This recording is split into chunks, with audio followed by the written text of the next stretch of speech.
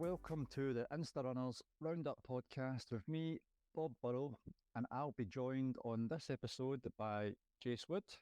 Hello. Abie McCracken. You all right? Jimmy Gow. With his top on today, we've got Mike Houston. Hello. Nice to see you with your clothes on, mate. No worries. So, to kick us off, we've not heard from a few of you in a while. Well, the listeners haven't. I've for most days, unfortunately. But briefly, just got a wee quick catch up. So, Abie, how's your training been going?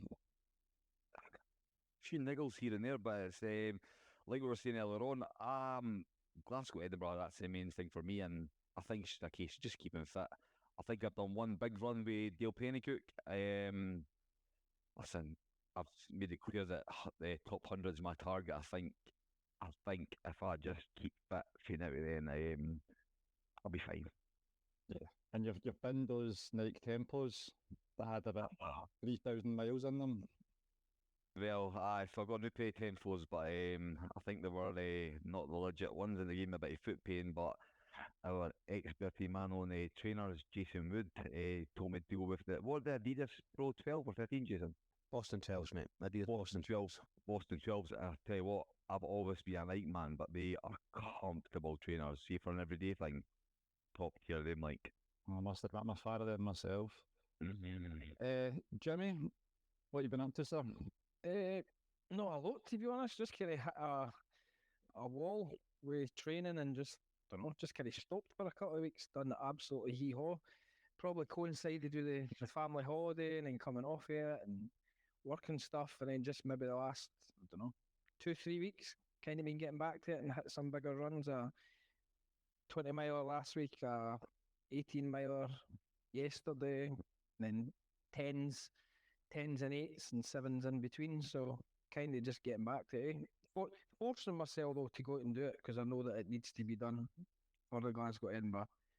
I think it's that I've got it in my legs knowing that I can do like 57 miles over the hills and stuff, but I'm not even joking. See, on that canal, it hits your legs a different way. Like it's just relentless. Every muscle that you get hurt on a marathon is like ×2 on that. It takes it. So I've been forcing myself to go out and get the miles in because I top 100 as well. So good on you. Mike, apart from posting topless pictures on Instagram, what you been up to? Getting in shape to post topless pictures, that doesn't just happen overnight. To be fair, if that was my body, I'd be posting topless pictures every day as well. I've saved the picture of my camera roll. I'm not going to lie, boys. If that's not your screensaver, then it's not good enough. It's plenty things, mate.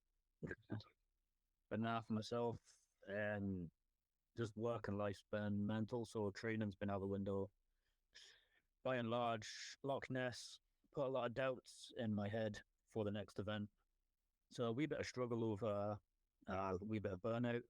There's been a lot of ultras this year, a lot of distances, but I'm still doing the next one and decided to.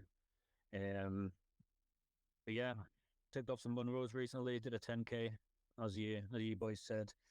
Not too shabby for the Flow Hill walking ultra runner.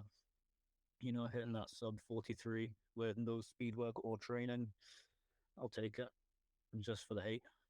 But a great effort. Carrying it's pizza as well. I could have eaten a slice of pizza in the 15 seconds it would have taken for 43 minutes. But life's been up and down, but less than 10 days until the next 100 miler. So we'll just see.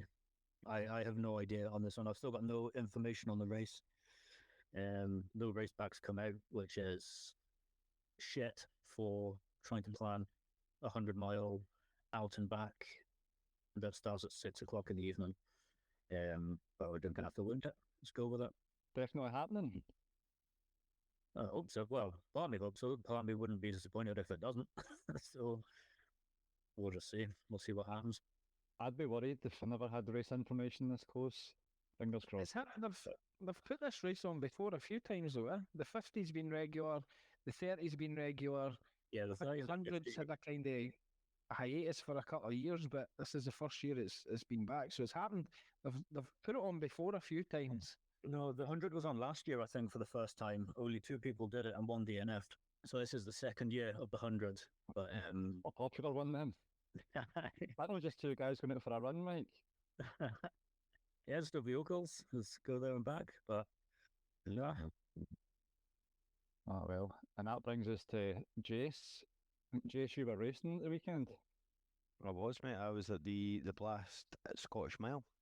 It was actually enjoyable. It was the first time I'd done a mile race. Didn't really know what to expect, but it was hellish during it. But at the end, I actually realised that I did enjoy it, and would definitely go and do the same race again next year. So it was on Sunday morning down at Cumbernauld at the promenade where Edinburgh Parkrun takes place. There was a few different categories. There was the open race, which was anybody that was looking to run over a 5-minute mile. They had the elite men and elite women. The elite men were sub 5-minute mile attempts, and I think the elite women were sub 6 mile attempts. So there was, in the open race, which was my race, there was 98 people, and the winner was I don't know the gentleman's name, I can't pronounce it, I'm not going to try, in 4 minutes and 59 seconds, which is fairly rapid. And Abie's pal, Mr. Coots, he won it in he was second in 5:07, just less than 24 hours after tucking Abie away at Livingston Parkrun by, I don't know, 35 seconds, I think he beat Abie by. So How did he finish second? I thought. I think there was a bit of a wee error with the times, and this guy from Cumbernauld Run Club didn't let him win this weekend, or sorry, that day. So it was a up and down weekend for Mr. Coots at Lothian Run Club. But kudos to Abie for letting him have a good 100th park run anyway. So I finished 24th out of the 97, and 5:34 was my time, which I was absolutely over the moon with. In the elite ladies, there was 9 runners. The winner was 5:02, which is obviously a great time. In the elite men, there was 23, and the winner was in 4:23. Which I don't even know. Obviously, a lot of you guys work in miles. I don't know what that would break down to in kilometres. Maybe 2 less than that, just over 2 minutes a K average, I think. 2:10 or something. 2:10. Shut up. Jace, see, Yes, mate. see the elite at the end of this, are they like, obviously you've went and ran it, and at the end of it, your lungs are burst, I'd go and run it, your lungs, are they absolutely like dead after this as well? Like, yeah, Aye, because it's obviously still relative effort. So if you're putting all out for me, all out for you, all out for them, is relatively the same effort for each other. I never actually hung about. I had to get back. My mum had taken Georgie for the morning for me. So I watched the elite men go off. That was the last race, but I never stayed till I never managed to get along to the finish by the time I'd got my goodie bag and take a couple of pictures and stuff like that. I never got along at the end to see them finish. But by all accounts, I think I spoke to Sean, one of my neighbours pals. Now Sean's rapid, and Sean actually finished third last in the elites. To put the context how quick Sean is, Sean's like a 16-minute 5K, I think. So it was quite spicy at that side of things. But in terms of my first experience of doing a mile race, I would never train for a mile race separately, but I would go and do it for the novelty factor and the testing of yourself to see kind of where you are and what you can do leg wise. So it was really enjoyable. Again, the event was flawless, well put on, great goodie bag, everything ran on time. No problems as usual, as you would expect with a Blast event.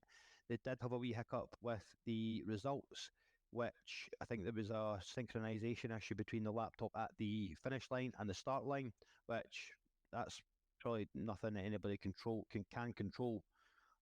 But yeah, I did send out an apology email with the updated results and everything like that today. So obviously, we've spoken about EMF in the past, not acknowledging things or not communicating. the wee issues that she found there, but she spotted them, dealt with them, and everybody's been advised what was going on socials and via email. So yeah, absolutely brilliant again. Enjoyed it. I think it was a tenner. Which for the goodie bag and that, I was quite happy with that, and I'd 100% do it again. And anybody looking for a wee test, a different kind of race distance that they've never done before, aye, that was good. And I think the person in last finished in like 8 minutes or something, so there was a wide variety of abilities there as well for people testing themselves. So it was very inclusive. Yep, brilliant. That's very good. Sounds like a good morning was had by all. Myself, I was doing the Cumbernauld 10K. So that was at Broadwood Stadium that started. So up there, got parked at the stadium, no issues. There was been quite busy. Went in. The event itself actually starts at 9:30 in the morning. They've got Hodler, Dash, 1K, 3K, lots of things on. They've got bouncy castles, and it's quite a good family event on the go. Time you get there. We bumped into Joanne Thorburn, one of your flock guys for Newton. She was pacing the 55 minutes. So she became my friend Christine. That was her time goal. So she was best pal, kind of hang about with her all day. So that was good. It was, as I said, very sociable. Lots of people from Cumbernauld on the run club. Kirky Olympians, lots of my own club, Go South Runners were there too. Bumped into people from Achilles Heel Run Club that I used to run with. Seen Stuart, Ryan, Alison was there too on cheer squad duties. So I probably done more socialising than I was planning to. It was I kept turning around and bumping into folk and chatting away, and because Laura Bell was with, she was dying to go and get a warm-up done, so we should go and get a warm-up and get a run done, and it's like, yeah, in 2 minutes. Before I knew it, we were going to start, so there was no warm-up for me. It was straight in. The organisation I felt was a bit better this year, with Natalie and our team of pacers. They all had their flags this year. I don't know if I mentioned in the last pod that the year before was just t-shirts. People just had pacing t-shirts on, and as you can imagine, during the race it's very hard to spot somebody with numbers on the back of their t-shirt, and they just get quite busy. So that was very good. The start of the race, I felt it went off very hot, so I know we said my goal, well, the Garmin goal was 46:30. I know you guys were all ripping me saying I should have been aiming a bit faster. So I thought I'd maybe hang about with the 45-minute pacer. As soon as it started, the 45-minute pacer, everyone else were off like a shot. But I stayed calm. I just thought, get in, just relax into it, and then just try and catch on later on. So yeah, that's what I done. Just kept calm, and eventually just started reeling them in towards I went through like 5K. I went through in about 22:03, which was fine, and I felt really relaxed and controlled. Because I know that course, I know when to push. I know when the hills are. I know it inside out, that route. But when I got up to the lock side, that's when I caught up with the 45-minute pacer and the group that was with him. But it was so narrow, I couldn't get by. So part of me for about a minute maybe, I was thinking, do you know what, this is what the goal was. If I get under 45, it's fine. But I felt myself like starting to recover. Not that you start relaxing and things, and I was like, this is the foot right off the gas here. So as soon as we get out the lock side and back onto the road, I just passed them, and I felt like I had so much to give. See, because I've had that wee minute or two, I was just sitting, and I just kicked on to the end, and it was 44:08, which I could have probably done faster based on the way I finished. I think I could have probably done faster, but on my current fitness, it was fine. I was quite happy with the performance. I was starting to get a bit more confidence. I wasn't hanging the Canal Canter, and even at the park run at Drumpeller a few weeks ago, I was sitting behind people, not having the confidence in my fitness to just go past them. I was just going to sit and go, this must be okay for me just now, and I'll just sit in here. But I was just going. I knew my plan, and I was just sticking to it and trusting in my fitness coming back. So yeah, really good. Lots of people, probably too many people to shout out, as I mentioned before we started.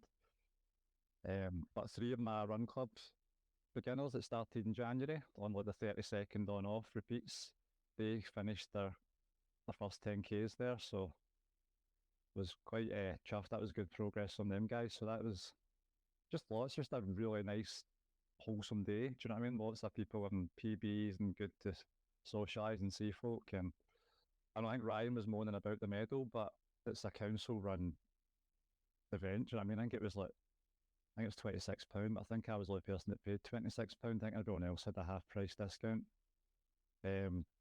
So I don't want to moan about these kind of things too much, because if people stop going to these council-run events, the council will just have any excuse not to put them on. Do you know what I mean? So use them or lose them. I think what I'd seen for Instagram, and you touched on it with Christine, with Joanne, like how thankful she was. I think this is one of the main things about Pacers, and I think that's why Natalie Hunter gets so much out of it as well. You've seen Les at Great North Run getting people to their PBs and stuff like that. She was over the moon. I seen the big post she put up about thanking Joanne. I think she said she was intending on going for a social run and she found a pacer. So like that changes people's whole experiences of events in terms of the satisfaction you get out of it. So well done to everybody that done it. I think I've seen a few different PBs and people just in general enjoying it. And I've seen like the pictures that you put up. Everybody seemed to be buzzing. There didn't seem to be unhappy face there. Was the weather and stuff decent, I take it, as well? It started off, it was nice and cool. It'd be raining early on in the morning, and it was nice and cool for starting. Then the sun came out for a wee bit, but I can't moan about the weather at all. It was really good. Jimmy, you want to come in? I see, to go back to the point you made about just when you get in that little zone and you just end up sitting in beside somebody and you just take that as your pace. I think that I don't know, the opinion of other guys as well, because even in ultras you get that as well. Michael say you just you end up maybe tying in with somebody and you run with them. Before you know it, you've ran. I've ran an hour with this guy and he's like miles slower than I'd normally run, but I don't know, it's different ultras, you're having a chat and you're running along and stuff, but even in like half marathons and stuff, you find you just see a pair of feet in front of you, you just kind of follow it, and you just get in that wee zone of following them, rather than actually being like, no, wait a minute, they're actually miles slower than I should be, and like you said, having the confidence to go, you know what, I'm off ski, I'll catch you later, and just leaving folk like that. Yeah, because the fear is that you try to pass somebody and then they go, oh no, don't think so, and then they can or you pass them and you can't hold it. But that's just a mental thing. I was just saying, I knew my paces. I knew what I wanted to start strong, but not silly. And it was very difficult. See, but the pacer, I'm sure the 45-minute pacer came in at 45 minutes, so no doubt on that. But I think his tactics was probably to go in hot and then just ease off towards the end, possibly. So I could see him. He was a good bit along the road. And mentally, I was just, I could have just went, oh no, I've lost it, he's miles away. And I was like, do you know what? I know my pace, I know I'm fine. I know I've got hills to come up and down. I know where I'm going to, because my plan was to sit with him until there's a kind of roundabout, you go up into a housing estate before you hit the lock. I was going to sit with him until that, and then once we get to the lock, I was going to just kick on. I was going to thank him for his time, and then cheers. No, he was so far away from me at one point, I thought, I might not catch him, but I felt so comfortable and strong, and by the time I got to the 5K, I was like, right, let's start picking it up a wee bit, let's see what we've got, and then just gently reeling them in, and then you start passing more people, which always gives you confidence. It's just, I think it's the amount of races I've done where you go in hot and then people start passing you towards the end and you finish feeling like death. So I'm trying to flip it a wee bit and just start strong and then save something to kick on at the end. It seems to be working, because I've done the same at the Blast for the marathon as well. Just don't start silly, just start nice and strong and then see what you've got towards the end, because that's when I always die in these races, and it's a horrible way to finish races. I know Abie just goes out and blows out daft for the start, but some of us aren't built like that. Well, yeah, I can see how he feels after his 56 miles, balls out for the start. I think we've the plans sorted for the Ultra, Jimmy. I think me and you'll run a good part of that with each other at one point, but aye, I'll be off afterwards. Looking forward to it. I'll wave you off as you disappear into the sunset in front of me. 4.5 minute kilometres along the canal. That's what's going to happen, I think. We'll see though. To be fair, that training run I did there, I was happy at like sitting around 8:30. I was absolutely fine, as long as I kept eating. Heart rate was low, 8:30, no bother, just chuck along the canal, So I'll see how I go. I said I'm going to give it a go, so I'm either going to give it a go or I'm going to blow up one or two. What's that in kilometres, obviously, with the 8 could be obviously me, BD kilometres. I've no idea. Nah. I'll tell you the new. Give me a minute. I've got a converter just because when you speak about stuff, Yeah. put it into that converter to see what he's actually talking about. It's fast. So 8 minutes 30 is roughly in your pace. 5:13. That's good going, though. 5:16, sorry. That's what it is. We done that 50k along the canal, 52k me and Dale, and I think it was averaged about 5:40, and I genuinely feel I could run it that all day. That's 9-minute miles. That's what I said I was going to do it, and that is what Mike told me I shouldn't, because I can run faster than that, and I'm a pussy if I continue to do it 9-minute miles. Abie, I thought your physio gave you a hard time for running too slow, though. A healing hand tailor. No, I've spoke with Dale, and Dale said to me, like, listen, as I was going to run it with Dale, he's like, if you want to go a bit faster, go a bit faster. I think running at 6 minutes, I'm not trying to listen each to their own, but for me, 6-minute kilometres, I think that's going to be too slow. I think I need to be 5, just over 5. I think I could hold it up for the 56 miles, to be fair. Well, this is where when you've been saying about running with people or doing this or doing that, I don't know, Jimmy or Mike can probably put a better experience on this. For me, I think if you run with somebody at one of these ultras, that it's a natural thing. You fall into running with somebody rather than somebody, that's a ridiculous amount of distance to try and fall into somebody else's pace either way. I think it's just one of these things. If you're going with somebody, you see them within maybe 50, 20 meters of you, that you can then maybe give them a shout and run with them naturally. I think try do it one way or another is never going to work. It's certainly for me anyway. I would need to just fall with somebody naturally. I wouldn't want to plan and maybe feel that I had slowed somebody down or I'd went too quick for them and tried to pull them along. That's just my personal opinion and feelings on it. Anyway, we know that Abie only runs slow in the last 100 yards of park run. I think that's right. So we can leave the Glasgow to Edinburgh's coming up in a few weeks. We can get a better chat of that in a few weeks' time. If we move on, because you will be running fast next week at the Edinburgh 10K. Who's all running that one? Jason, myself, I think there's a few lads doing it, but as for running fast, a few niggles. So for me personally, I'm just going to see how I feel in the day. I think there's no time in mind. I'm not going to get a PB. I'm not 100%. I've not got that in me now, but I've got a, I think sub 40. I think I'll run that comfortably, but there's the PB's at the window for me, I think, this time round. Jase, what about yourself? For me, I think I'm just going to play this game that I'm playing my Coros app to now in terms of the race predictor time. I think at the moment it's sitting at 42:12 or something. So I'd assume sub 42, and I'd be happy with that. I don't think I'm going to. I don't need to do anything quicker than that at the moment. I probably will set out at sub 40 pace, doing that the first few K. I'll leave you to kind of discuss the route in detail a wee bit. I think I was just going to discuss some of the logistics of getting there for people, because I've seen I've had a few messages on Instagram, and I've seen a few people posting saying they're going that as well.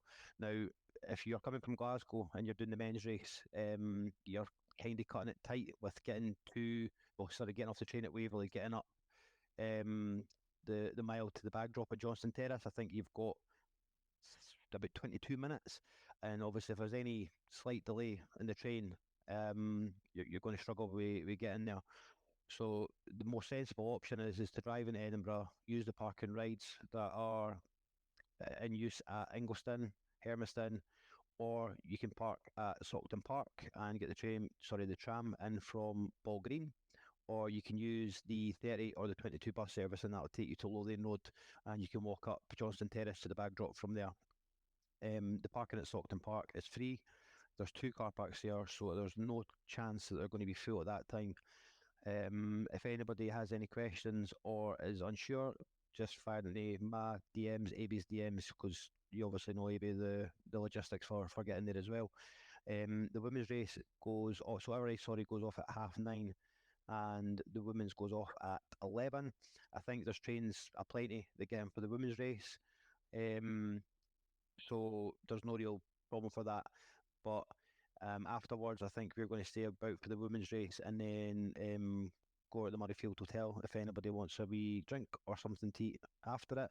But if anybody's got any questions about how to get there, when to get there, parking, trams, buses, then just give us a wee shout and we'll be able to direct you. There's already been a couple of people, as I said, that have been at me, and happy to give anybody any information that they want regarding it. It is a good race. Done it the last couple of years, I think, Abie, haven't we? And it's been a wee cruise every year, and hopefully it's going to be the same again this year. Aye, we seem to get a really good turnout every year. Be a bit biased being an Edinburgh boy. I don't think you'll get a better 10k, the men's and women's 10k for scenic as well. I think once you go down the mound, you go down the mound, you get away to Princess Street, down the Royal Mile, beautiful historic buildings, good view you are for seat, come back on yourself up the Royal Mile, stunning, into the Grass Market, and then boom, you go the castle right in front of you. It's a gorgeous, gorgeous route. And then obviously you've got the Western Approach Road. It's just, I think that's one of the best roads I've ever run. It's nice, flat, you can pick up the pace. Then you've got a wee dash into Murrayfield, and obviously any stadium finish is unbelievable. I just think it's a race. I think Jase, you'll agree. It's a race I will go out my way to do every year. Like if I take juggle things about with the kids this year to make sure I do it, I just think it's a fantastic 10k. Obviously, I got a PB there last year for my 10k and over the moon. But I'll be one of my way to do that every year. Like it's unbelievable. That's the course sounds very similar to what the start of the Edinburgh Marathon. Is that right? But it doubles back because it's the Edinburgh Marathon about you go the nice downhill at the start. I think you do that, but then you just come back up it again. Instead of, when you take a right and you go up to the phone turn and you come back down, I think we were mourning about it in the EMF episode. When you get to the roundabout, you just take a left down to the pond and you do a cone turn at the pond. So you miss all that bit out and then you just right back up the road. The Royal Mile, the section uphill there it's horrific. It's just never ending. And I don't know the gradient on it, but it must be stupid. That makes or breaks your race. I've realised now that I'm better just managing my way up there rather than trying to hit it. So when you come back off the hill, my heart rate's manageable, just to kind of kick on again. I think the first year I tried to boost right up it, and my legs and my breathing were just cooked, and it just done me for the rest of the race. So that's my wee words of wisdom on that part of the route, is just to manage yourself up it. Don't try and think you're going to be able to beast it, because it just is never ending. I think it is about 800 metres the distance that you're going up it. Maybe a wee bit less, maybe about 6 actually, because you come off at Nidri Street, so it's not the full way up. But nah, it's a leg sapper, and then once you're past that, the route's actually it's definitely manageable. There's one tiny wee hill after that from the bottom of the Grass Market up to the Strippers, up to the Pubic Triangle. Abie stopped there last year in the middle of the race. That's he never finished until an hour and a half. So hopefully not this year. You've got you're saying that, but I think even when you come off the Royal Mile, you've got, I think it's Blackfriars Street. I think you come down wee bit of downhill, but when you get to that, you still. I would say it's from there right through I ran it last week, and it's a gradual incline from there to the 3 club pubs that Jason was talking about. It's a bit of a climb, it is. So linked, I think I'd done a wee bit on that. I'm fast, but going up that Royal Mile, you've got to pace yourself, no matter who you are. I can you with your David Wrights at 6 stone with a gusty wind behind him can fly up it because he's that rapid, but it's a hard climb, and you've got, like Jason said, you've got to try and pace yourself and keep a bit in the lungs, because if you go for it, you're dying when you get to the hill. But it's looking forward to it on Sunday. No, it sounds good. And Jimmy, is it the Kelpies half? Is that next weekend? Yeah, Kelpies half is next Sunday as well. So I'm on pacing duties. I was going to go for it and go hell for leather, but I've got pacing duties for my sister, and the week after that there's some bigger fish to fry that I'm sure Michael give her a wee heads up on after this. So the race starts on the Kelpies, basically at Helix Park, if anybody's ever been there, which is just off junction 6 in the M9. So anybody coming for Glasgow and Edinburgh, you just come off them junction 6, and it's like 2 minutes up the road for there. It's all clearly signposted. It's probably that and the football stadium's the only two things in Falkirk that I think people actually come to visit. So when you get there, apparently there's no parking at the Helix itself, so you can park at Falkirk Stadium. Or they're saying that you need to go and park at the college, but I'd just go and park at Falkirk Stadium because there's plenty of parking there and you can just walk literally right across the road. Registration's between 7:45 and 8:55 with a bag drop off, and the thing kicks off at 9:15. So it should be quite cool because you head down towards the Kelpies, then head under the bridge which is there, and then you go away round the back of an area called the Skin Flats out towards the water, and it's you basically it's farm roads, so I've ran it quite a lot. It's farm roads. The only thing is, see if the weather, or it's windy or the weather's against you, it will be an absolute torture run. I mean, it'll just be horrific. And then from there you go over the Clickmannon Bridge, double back and go over the Kincardine Bridge, and then you basically follow the same route back towards, and you finish at the Kelpies. So it should be quite cool. Jimmy, that whole area, because I played football at the 5-a-side pitches and that down at the stadium, but it's all, the whole Falkirk and that whole belt there is so flat and exposed. Yep. When there's a wind there, it's always a cold wind as well, you get battered. Especially that bit down the back of the Skin Flats, it's just, like I said, farm roads, so it's just fields. Just like full miles and miles of open fields. So I've ran that a few times, and if it's windy, it's an absolute shift. So fortunate enough, I'm no tanking it. I'm just I'm going to be pacing my sister. She wants sub 2 hours, so she said she'll not get it, but if I have to drag her across it, she'll be getting sub 2 hours. Is this for charity or anything, Jimmy? Or No, she used to run quite a bit. She's done like the Edinburgh half, she's done the Falkirk half before, and then she's just signed up for this. So I was swithering her to do this, and then I thought I'm going to go and do it and just go and batter it. But when she said she thinks she's going to be struggling, I said I'll just, given what I've got coming up the week after, no, even the week after, 5 days later, 6 days later, I thought I'll just hang fire in case something happens and I hurt myself. So I'm just going to take it easy and just use it as a long run. So I'm going to run down to it, do it, and then I'll run back. So but it should be good. Looks well organised. The guy that organises it is he's organised a few things. It's the guy that does the ultras at Calendar Park and the trail runs and. Yeah, I was going to ask who organised it, because every time I hear about half marathons and events in Falkirk, I get the fear.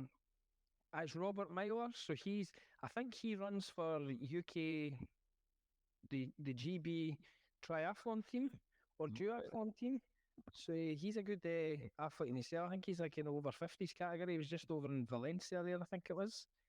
So it's him that's put on all these events. If it's got his name next to it, then you know it's decent, because I think he runs the Grangemouth Triathlon Club as well.